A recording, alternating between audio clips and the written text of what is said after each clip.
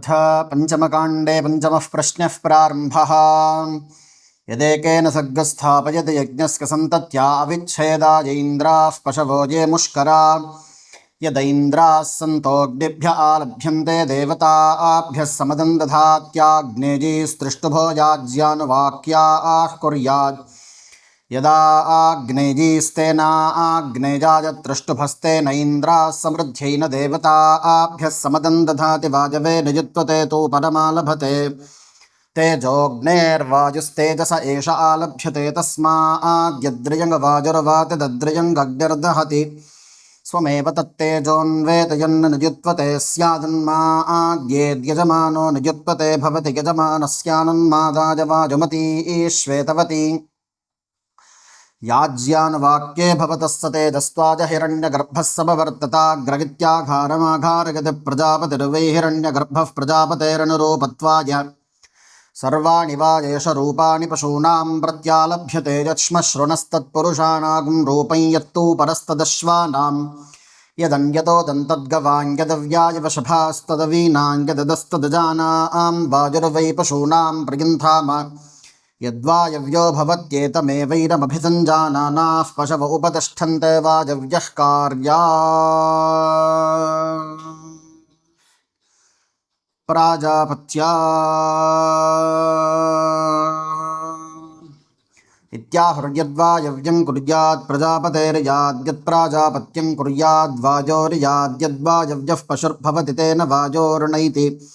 यत्प्राजापत्यः पुरोडाशो भवति तेन प्रजापतेर्णैति यद्वादशकपालस्तेन वैश्वानरान्नैत्याग्ना वैष्णवमेकादशकपालं निर्वपति दीक्षिष्यमानोऽग्निः सर्वा देवताविष्टिर्यज्ञो देवताश्चैव यज्ञं चारभतेऽग्निरवमो देवतानां विष्णुः परमो यदा आज्ञा वैष्णवमेकादशकपालं निर्वपति देवता एवो भजतः परिगृह्य गजमानो वरुन्धे पुरोडाशेन वै देवा अमुष्मिन् लोक आर्धन्वञ्चरुणास्मिन् यः कामजेतामुष्मिन् लोकरुध्निजामिति सपुरोडाशं कुर्वीतामुष्मिन्नेव लोकरुध्नोति यदष्टाकपालस्तेनाग्नेयो यत्रिकपालस्तेन वैष्णवः समृद्ध्यै यः कामजेतास्मिन् लोकरुध्नजामिति स चरुं कुर्वीताग्नेर्घृतं विष्णोस्तण्डुलास्तस्माच्चरुः कार्योऽस्मिन्नेव लोकरुध्नोत्यादित्यो भवतीयं वा अदितिरस्यामेव प्रतिष्ठत्यथो अस्यामेवाधियज्ञं तनुते यो वै संवत्सरमुक्षमभृत्वाग्निं चिनुते यथा सामि गर्भोपपद्यते तादृगेव तदार्तिमार्थ्येद्वैश्वानरं द्वादशकपालं पुरस्तान्निर्वपेत् संवत्सरो वा अग्निर्वै ईश्वानरो यथा संवत्सरमाप्त्वा काल आगते विजायत एव देव संवत्सरमाप्त्वा काल आगते अग्निं चिनुते नार्तिमार्थत्येषा वा अग्नेः प्रिया तनोर्यद्वै ईश्वानरः प्रजामेवास्कि तनुभवरुन्धे त्रीण्येतानि हवीगुंषि भवन्ति त्रयजमे लोका येषां लोकानागुं रोहाया प्रजापतिः प्रजाः सृष्ट्वा प्रेणानुप्राविशत्ताभ्यः पुनः सम्भवितुं न शक्नोत् सोऽब्रवी दृध्नवदित्सयो मेतः पुनः सञ्चिनवदिति तं देवाः समचिन्वन्ततो वैत आर्धन्वनयत् समचिन्वन्तच्चित्यस्य चित्यत्वम् एवं विद्वानग्निञ्चिनुत रुध्नोत्येव कस्मैकमग्निश्चीयतगित्याहुरग्निवानसानीति वा अग्निश्चीयते अग्निवानेव भवति कस्मैकमग्निश्चीयतगित्याहुर्देवा मा वेदन्निति वा अग्निश्चीयते विदुरेनं देवाः कस्मैतमग्निश्चीयतगित्याहुर्गृह्यसानीति वा अग्निश्चीयते गृह्येव भवति कस्मैकमग्निश्चीयतगित्याहुः पशुमानसानीति वा अग्निश्चीयते पशुमानेव भवति कस्मैकमग्निश्चीयतगित्याहुः सप्तमा पुरुषा उपजीवानिति वा अग्निश्चीयते त्रजः प्राञ्चस्त्रजः प्रत्यञ्च आत्मा सप्तमजेतावन्तगैवैरममुष्मिन् लोक उपजीवन्ति प्रजापतिरग्निमचकेश ततं पृथिव्यब्रवीन्न मयि यज्ञं चेष्यसेति मा धक्ष्यति सात्वाति धक्ष्यमाना सात्वाति दह्यमाना विधविष्ये स पापीयान् भविष्यतीति सोऽब्रवीत् तथा वा अहं करिष्यामि यथा आत्वा नातिधक्ष्यतीति स किमामभ्यमृषत् प्रजापतिस्त्वासादगितदजा देवतजाङ्गिरस्वध्रुवासीदेतीमामेवेष्टकां कृत्वोपाधत्तानिति दाहादजत्प्रत्यग्निञ्चिन्वेत तदभिमृषेत् प्रजापतिस्त्वासादगितदजा देवतजाङ्गिरस्वध्रुवासीदेतीमामेवेष्टकां कृत्वोपधत्तेन दिदाहाय प्रजापतिरकामयत प्रजा तेजेति स जेतमुख्यमपश्यत्तकुं संवत्सरमपि भस्ततो वै सप्राजायते तस्मात् संवत्सरं भार्यः प्रैवजायते तं वसवो ब्रुवन् प्रत्वपजनिष्ठापजं प्रजायामहादिति तं वसुभ्यः प्राजच्छत्तन्त्रीण्यः आन्यपि भरुस्तेन त्रीणि च शतान्यसृजन्त त्रयस्त्रिगुंशतं च तस्मात् त्र्यहं भार्यः प्रैवजायते तान् रुद्र अब्रुवन् प्रयूजमजनिड्वं वयं प्रजायामहादिति तकुं रुद्रेभ्यः प्रायच्छन्तकुं षडः आन्यपि भरुस्तेन त्रीणि च शतान्यसृजन्त त्रयस्त्रिगुंशतं तस्मात् षडहं भार्यः प्रैवजायते तानादित्या अब्रुवन् प्रयूजमजनिड्वं वयं प्रजायामहादिति तमादित्येभ्यः प्रायच्छन्तं द्वादशाः आन्यपि भरुस्तेन त्रीणि च शतान्यसृजन्त त्रयस्त्रिगुंशतं च तस्मात् द्वादशाहं भार्यः प्रैवजायते ते न वै ते सहस्रभसजन्तो खाकुं सहस्रतमी य एव मुख्यकुं साहस्रं वेद प्रसहस्रं पशूनाप्नोति यजुषा वाजेषा क्रियते यजुषा पच्यते यजुषा विमुच्यते यदुखा सा वाजेशैतरिहि जातजाहाम्नि सा न पुनः प्रयुज्येत्याहुरग्ने जुक्ष्वाहि एतव जुक्ष्वाहि देवहूतमागुम् इत्युखाया आञ्जहोति तेनैवैनां पुनः प्रयुङ्क्ते तेनाजातजाम्नि यो वा अग्नियोग आगते युनक्ति युङ्क्ते जानेष्वग्ने युक्ष्वाहि एतव जुक्ष्वाहि देवहूतमागुम् इत्याहैषवा अग्नेर्योगस्तेनैवैनं युनक्ति युङ्क्ते जानेषु ब्रह्मवादिनो वदन्ति न्यङ्गग्निश्चेतव्या उत्ताना इति वजसां वाजेश प्रतिमजाचीयते यदग्निर्यञ्जञ्चनुजात् पृष्ठतजेन माहुतयरुच्छययुरयदुत्तानन्नपतिदिगुं शक्नुजात सुवर्ग्योऽस्य स्यात् प्राचीनमुत्तानं पुरुषशीर्षमुपदधाति मुखतदेवै नमाहुतजरुच्छन्तिनोत्तानं जनुते सुवर्ग्योऽस्य भवति सौर्याजहोति दक्षरेवास्मिन् प्रतिदधाति द्वर्जहोति द्वे हि चक्षुषी समान्याजहोति समानगुं हि चक्षुः समर्थी देवासुराः संयत्ता आसन्ते वामं वसु संयतुथत तद्देवा वामभृता वञ्चत तद्वामभृतो वामभृत्वं यद्वामभृतमुपदधाति वाममेव तजावस यजमानो भ्रातृव्यस्य वृङ्क्ते हिरण्यमूर्ध्नि भवति ज्योतिर्वै हिरण्यं ज्योतिर्वामं ज्योतिषैवास्य ज्योतिर्वामं वृङ्क्ते द्विगजर्भवति प्रतिष्ठित्यै आपो वरुणस्य पत्नज आसन्ता अग्निरभ्यध्यायत्ताः समभवत्तस्य रेतः परापतत्तदियमभवद्यद्वितीयगुं यद्वितीयं परापतत्तदसावभवदियं वै विराटसौ स्वराड्यद्विराजावपदधाति मे एवोपधत्ते यद्वा असौ रेतः सिञ्चति तदस्यां प्रतिष्ठति तत्प्रजायते तावोषधजो वीरुधो भवन्ति ता अग्निरत्यज एवं वेद प्रैवजायतेन्नादो भवति यो रेतस्वी स्यात् प्रथमायान्तस्य चित्यामुभे उपदध्यादिमे एवास्मै समीचीरेतः सिञ्चतो यः सिक्तरेता स्यात् प्रथमायान्तस्य चित्यां मन्यामुपदध्यादुत्तमाया मन्याकुं रेत एवास्य सिक्तमाभ्यामुभगतः परिगृह्णाति संवत्सरन्न कञ्चन प्रत्यवरोहेन्न हीमे कञ्चन प्रत्यवरोहतस्तदेन योर्व्रतं यो वा अपशीर्षा न भग्निञ्चिनुतेऽपशीर्षामस्मिन् लोके भवति यः सशीर्षानञ्चिनुते सशीर्षामस्मिन् लोके भवति चित्तिञ्जहोमि मनसा कृतेन यथा देवा जिहाकमन् वीजिहोऽत्र ऋतावृथः समुद्रस्य वजुनस्य पद्मं जहोपि विश्वकर्मणे विश्वाहामर्त्यगुं हविरिति स्वजमातरण्डामुपधाजहोत्येतद्वा अग्नेशिर सशीर्षानमेवाग्निञ्चिनुते सशीर्षामस्मिन् लोके भवति य एवं वेद सुवर्गाय वा एष लोकाय चीयते यदग्निस्तस्य यथा पूर्वं क्रियते सुवर्ग्यमस्य तत्सुवर्ग्योऽग्निश्चितिमुपधायाभिमृशे चित्तिपचित्तिञ्च न वद्विद्वान् पृष्ठेव वीता विजना च पृष्ठेव वीता विजिना च मर्ताहान् राये च न स्वपत्याय देवदिदिञ्चरास्वादिति मरुष्येति यथा पूर्वमेवैनामुपधत्ते प्राञ्चमेनञ्चिनुते स्वर्ग्योऽस्य भवति विश्वकर्मा दिशां पतिः स नः पशून् पातु सोऽस्मान् पातु तस्मै नमः प्रजापति रुद्रो वरुणोऽग्निर्दिशां पतिः स नः पशून् पातु सोऽस्मान् पातु तस्मै नमजेता वै देवता जेतेषां पशूनामधिपतयस्ताभ्यो वा येष आवृच्यते यः पशुशीरुषाण्युपदधाति हिरण्येष्टका उपदधात्येताभ्यगेव देवताभ्यो नमस्करोति ब्रह्मवादिनो वदन्त्यग्नौ ग्राम्यान् पशून् प्रतिदधाति शुचारण्यानर्पयति किन्तत उच्छिगोषतीति यद्धिरण्येष्टका उपदधात्यमृतं वै हिरण्यपवृतेनैव ग्राम्येभ्यः पशुभ्यो भेषजं करोति नैनान् हिनस्ति प्राणो वै प्रथमा स्वजमातृन्नाव्यानो द्वितीयापानस्तृतीयानुप्राण्यात् प्रथमागस्वजमातृन्नामुपधाय प्राणेनैव प्राणगो समर्थज दिव्यन्या द्वितीयामुपधाय व्यानेनैव व्यानगो समर्थजत्यपान्या तृतीयामुपधाय पानेनैवापानगो समर्थजत्यथो प्राणैरेवैनगो समिन्थे भूर्भुवस्सु भरतिस्वजमातृन्ना उपदधातीमे वै लोकाः स्वजमातृन्ना एताभिः खलु वै व्याहृतिभिः प्रजापतिः प्राजायतगदेताभिर्व्याहृतिभिः स्वजमातृन्ना उपदधातीमानेव लोकानुपधायैषु लोकेष्वधिः प्रजायते प्राणाय व्यानाय पानाय वाचे त्वा चक्षुषे त्वा तजा देवतजाङ्गिरस्वध्रुवासी ध्रुवासीदाग्निना वै देवाः सुवर्गं लोकमजिगागो सन्तेन पतितुं न शक्नुवन्त जेताश्चतस्रस्वजमातृन्नाम् आपश्यन्तादिक्षूपादथ तेन सर्वतश्चक्षुषा सुवर्गं लोकमायन् यश्चतस्रस्वजमातृन्ना दिक्षूपदधाति सर्वतश्चक्षुषैव तदग्निना यजमानः सुवर्गं लोकमेति आज्ञ आयाहि वीतजयित्याहाः क्वतैवैनमग्निं दूतं वृणीमः इत्याह हूत्वैवैनं वृणीतेऽग्निनाग्निः समिध्यत इत्याह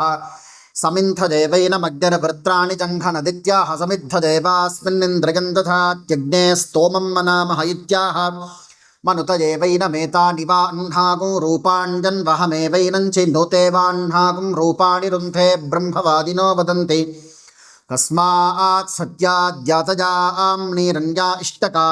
अयातजाम्नी लोकं प्रणेत्यै इन्द्राग्निः बृहस्पत्येति ब्रूजादिन्द्राग्नी च हि देवानां बृहस्पतिश्चायातजामानोऽनुचरवती भवत्यजामित्वाजानुष्टुभानुचरत्यात्मा वै लोकं तस्मात् प्राणः सर्वाण्यङ्गान्यनुचरति तास्य सूदतो हत इत्याह तस्मात् परुषिरसः सोमग्गः श्रीणन्ति पृष्टक इत्याहान्नं वै पृष्ट्यन्नमेवावरुन्धेऽर्को वा अग्निरर्कोन्नमन्नमेवावरुन्धे जन्मन् देवानां विशस्त्रिष्वारोचने दिव इत्याहेमानेवास्मै लोकान् ज्योतिष्मतः करोति यो वा इष्टकानां प्रतिष्ठां वेद प्रत्येव तिष्ठति तजा देवतजाङ्गिरस्वध्रुवासीदेत्या हैषा वा इष्टकानां प्रतिष्ठाय एवं वेद प्रत्येव तिष्ठति स्वर्गाय वा एष लोकाय चीयते यदग्निर्वज्र एकादशिनी यदग्नावेकादशिनीं विनुयात् वज्रेणैनगो स्वर्गाल्लोकादन्तर्दध्याद्यन्न विनुयात् स्वरुभिः पशून् व्यर्थजेदेकयूपं विनोति नैनं वज्रेण स्वर्गाल्लोकादन्तर्दधाति न स्वरुभिः पशून् व्यर्थयति विवाजेषगिन्द्रकेण वीर्येणर्ध्यते योऽग्निञ्चिन्वन्नधिक्रामत्यैन्द्रियर्चाक्रमणं प्रतिष्ठकामुपदध्यान्नेन्द्रकेण पदध्यान्नेन्द्रकेण वीर्येण व्यर्थ्यते रुद्रो वा एष यदग्निस्तस्य तिस्रश्च रव्याः प्रतीचीतरश्च नूची ताभ्यो वा एष आवृश्यते योऽग्निञ्चिनुते अग्निञ्चित्वा तिसृधन्वमयाचितं ब्राह्मणाय दद्यात्ताभ्यगेव नमस्करोत्यथो ताभ्यगेवात्मानं निष्क्रीणीते यत्ते रुद्रपुरोधनस्तद्वातो अनुवातु ते तस्मै ते रुद्रसंवत्सरेण नमस्करोमि यत्ते रुद्रदक्षिणाधनुस्तद्वातो अनुवातु ते तस्मै ते रुद्रपरिवत्सरेण नमस्करोमि यत्ते रुद्रपश्चाद्धनुस्तद्वातो अनुवातु ते तस्मै ते रुद्रेदावत्सरेण नमस्करोमि यत्ते रुद्रोत्तरात् धनुस्तद्वातो अनुवातु ते तस्मै ते रुद्रवत्सरेण नमस्करोमि यत्ते रुद्रोपरिधनुस्तद्वातो अनुवातु ते तस्मै ते रुद्रवत्सरेण नमस्करोमि रुद्रो वा एष यदग्नस्य यथा व्याघ्रः क्रुद्धस्तिष्ठत्येवं वा एष गेतरिः संशितमेतैरुपतिष्ठते नमस्कारैरेवैनगोषमजति ये ग्नजः पुरीष्याः प्रविष्टाः पृथिवीमनो तेषां तमस्युत्तमः प्रणो जीवातवे सुवा आपन्त्वाग्ने मनसापन्त्वाग्ने तपसापन्त्वाग्ने दीक्षयापन्त्वाग्न उपसद्भिरापन्त्वाग्ने सुत्ययापन्त्वाग्ने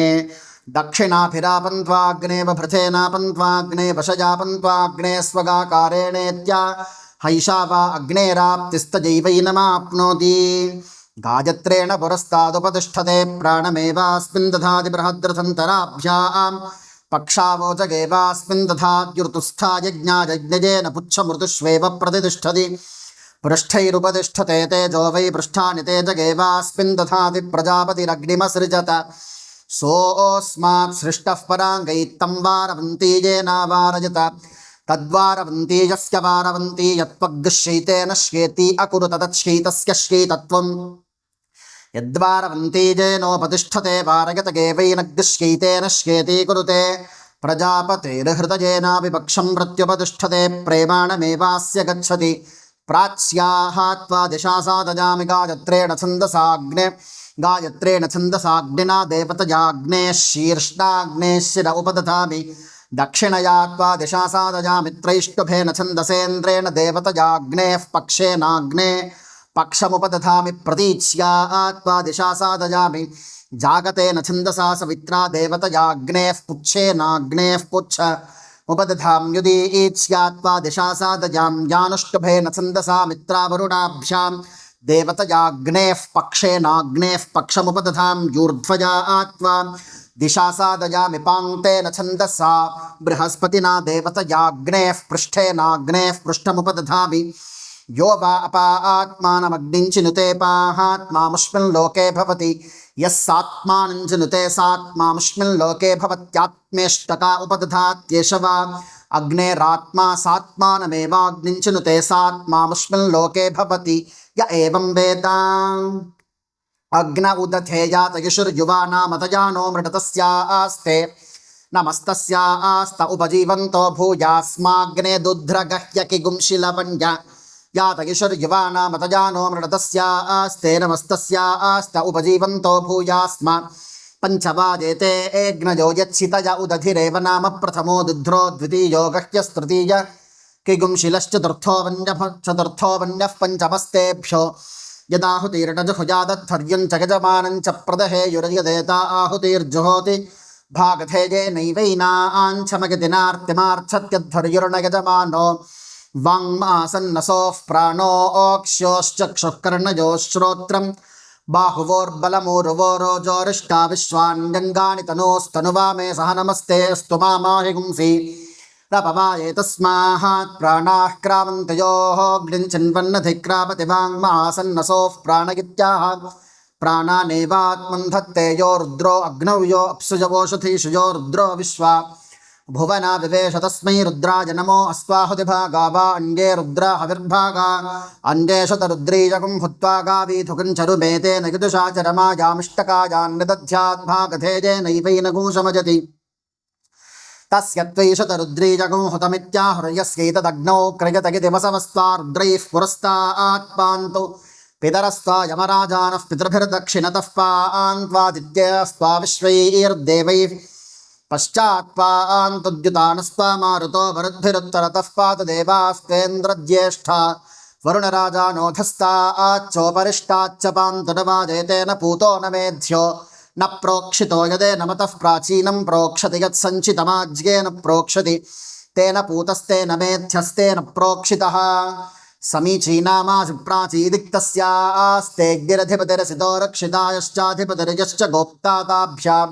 नमस्तौ नो मृडयतान्ते यन्विष्मोजश्च नोद्वेष्टितं वाञ्जम्भे दधां योजस्विनी नामासि दक्षिणादिक्तस्यास्तगिन्द्रोऽधिपतिः प्रदाकुः प्राचीनामासि प्रतीचीदिक्तस्यास्ते सोमोऽधिपतिस्वजोऽवस्थापानामास्सुदीचीदिक्तस्यास्ते वरुणोऽधिपतिस्तिरश्च राजरधिपत्नी नामासि बृहदीदिक्तस्यास्ते बृहस्पतिरधिपतिश्वित्रो वशिनी नामासि यन्दिक्तस्यास्ते यमोऽधिपतिः कल्माशग्रीवो रक्षितायश्चाधिपतिर्यश्च गोप्ता ताभ्यान्नमस्तो नो मृडयतां ते यन्विष्मोजश्च नोद्वेष्टितं वाञ्जम्भे दधां जेता वै देवता अग्निञ्चितकुं रक्षन्ति ताभ्यो यदाहुतिर्नजुहुजादद्धर्यं च गजमानं च ध्यायेयुर्यदेता आहुतिर्जुहोति भागधेजेनैवैनाञ्छमगतिनार्तिमार्च्छत्यध्वर्युर्न गजमानो हेतयो नामस्थदेशां वः पुरोगृहा अग्निर्वैषवः सलिलो निलिम्बा नामस्थदेशां वो दक्षिणाग्रहाः पितरो वैषवः सगरो वज्रिणो नामस्थदेशां वः पश्चाद्ग्रहाः स्वप्नो वैषवो गह्वरोऽवस्थावानो नामस्थदेशां वः उत्तराद्ग्रह आपो वैषवः समुद्रोऽधिपतयो नामस्थदेशां व उपरि गृहा वरिषं वैषवो वस्वान् क्रव्या नामस्तपार्थिवास्तेषां वजिहगृहा अन्नं वैषवो निमिषो वातनामन्तेभ्यो वो नमस्ते नो मृडयतते विष्मोजश्च नो द्वेष्टितं वो जम्भे दधामि हुतादो वा अन्ये देवा हुतादोऽन्येतानग्दिचि देवो भजान् प्रीणाति दध्नामथमिश्रेणैता कथेजे नैवैनान् प्रीणात्यथो खल्वा हरिष्टका वै देवा हुतादगित्यनुपरिक्रामं जहोत्यपरिवर्गमेवैनान् प्रीणातीमग्रस्तनमोर्जस्वन्तम् धयापां प्रप्यादमग्नेथरस्य मध्ये उत्सन्दुषस्वमथमन्तमोर्वसमुद्रिजगुंसदनमापिशस्व यो वा अग्निं प्रयुज्य न विमुञ्चति यथाश्वो युक्तो विमुच्यमानः क्षुध्यन् परा भवत्येवमस्याग्निः परा भवति तं परा भवन्तं यजमानोऽनुपरा भवति सोऽग्निं चित्वा लूक्षो भवतीमग्रस्तनवूर्जस्वन्तं धयापामित्याज्यस्य पूर्णागस्रजञ्जहोत्येषवा अग्नेर्विमोको विमुच्यैवास्मा अन्नमपि दधाति तस्मादाहुर्यश्चैवं वेद कश्चन सुधायगुं हवैवाजी सुहितो दधातीत्यग्निर्वापवाजी तमेव तत्प्रीणाति सकेनं प्रीतः प्रीणाति वसीयान् भवति इन्द्राजराग्ने सूकरो वरुणाजराग्ने कृष्णो जमाजराग्निश्चिरषभाजराग्ने कवजुषार्दूलाजराग्ने गौरः पुरुषराजाय मर्कटः क्षिप्रश्येनस्कवर्तिका नीलङ्गोः क्रमिः सोमस्कराज्ञः कुलुङ्क सिन्धोऽशिगुंशिमारो हिमवतो हस्ती मयुः प्राजापत्य ऊलोहली ईक्ष्णो पृषदकोशस्ते धातुः सरस्वत्यै शारिष्येता पुरुषवाक् सरस्वते शुकश्येतः पुरुषवागारण्यो जोनकुलस्य कोते जोनकुलस्य काते पौष्णा वाचे क्रौञ्चः अपान्नप्त्रे जशो नाक्रो मकरः कुलीकयस्ते कूपारस्य वाचे पैङ्गराजो भगाय कुशीतक आतीवा हसोदर्विदाते वाजव्यादिग्धश्चक्रवाकः बलायाजगर आखुस्रजजाशयण्डकस्ते मैत्रामर्त्यवेसितो मन्यवे स्वजः कुम्भीनसः पुष्करसादो लोहिताग्निस्ते लोहिताहिस्ते त्वाष्ट्राः प्रतिश्रुत्कायैवा हसः पुरुषमृगश्चन्द्रमसे गोथाकालकादार्वा खाटस्ते वनस्पतीनामेन्यन्भे कृष्णो रात्रिगैपिकः क्ष्विङ्कानीलशीर्ष्णीतेर्यम्ने धातुः कत्कटः सौरीबलाकृष्यो मयूरश्येनस्ते गन्धर्वाणां वसूनां कपिञ्जलो रुद्राणां तित्तिरि रोहित्कुण्ड्रणाची गोलत्तिकाता अप्सरसामरण्याय श्रवरः प्रषदो वैश्वदेवः पित्वोऽन्यङ्कोः कशस्तेऽनुमत्या अन्यवापोऽर्धमासानां मासां कश्यपः पयः कोटरुर्दात्योहस्ते सिनीवाल्यै बृहस्पतये षट्पुटः शका भौमीपान्त्रः कशो मां थीलवस्ते पितॄणां ऋतॄणां जहका संवत्सराय लोकाकपोतौलूकशशस्ते नैरृताः कृतवाकुः सावित्रः रुरुरौद्रः कृकलासः शकुनिः पिप्पकाते शरव्यायै हरिणो मारुतो ब्रह्मणे शार्गस्तरक्षः कृष्णश्वाचतरक्षो गर्दभस्तगितरजनानामग्नये धूक्ष्णाः अलज आन्तरिक्ष उद्रो मद्गुः प्लवस्ते पामदित्यैः गुंसचाचरिन्द्राण्यै कीर्षाग्रद्धश्यति कक्षी वा आर्ध्राणशस्ते दिव्या द्या वा पृथिव्याः श्वापिते सुपर्णः पार्जन्यो हगुंसो वृको वृषदगुंशस्त ऐन्द्रा अप मुद्रोर्यम्ने लोपाशस्य गुंहो नकुलो व्याघ्रस्ते महेन्द्राय कामाय परस्वान् आग्नेयः कृष्णग्रीवः सारस्वती बेशी बभ्रः सौम्यः पौष्णश्याम क्षितिपृष्ठो बारिहस्पत्यः शिल्पो वैश्वदेव ऐन्द्रो रुणो मारुतः कल्माश ऐन्द्राग्नः स गोहितो धोरामः सावित्रो वारुणः पेत्वः अश्वस्तूपरोगो मृगस्ते प्राजापत्या आहाग्नेयौ कृष्णग्रीवौ त्वाष्ट्रोलोपशसक्थौ क्षितिपृष्ठौ बारहस्पत्यौ धात्रे पृषोदर सौर्यो बलक्षः पेत्वः अग्नजेनीकवते रोहिताञ्जलिनड्वानथौ रामौ सावित्रौ पौष्णौ रजतनाभी वैश्वदेवौ पिशङ्गौ तु परौ मारुतः कल्माश आग्नेयः कृष्णोजः सारस्वती मेषी वारुणः कृष्ण एकशितिपात्पेत्वः पंचमकाण्डे पंचमः प्रश्नः समाप्तः। ओम।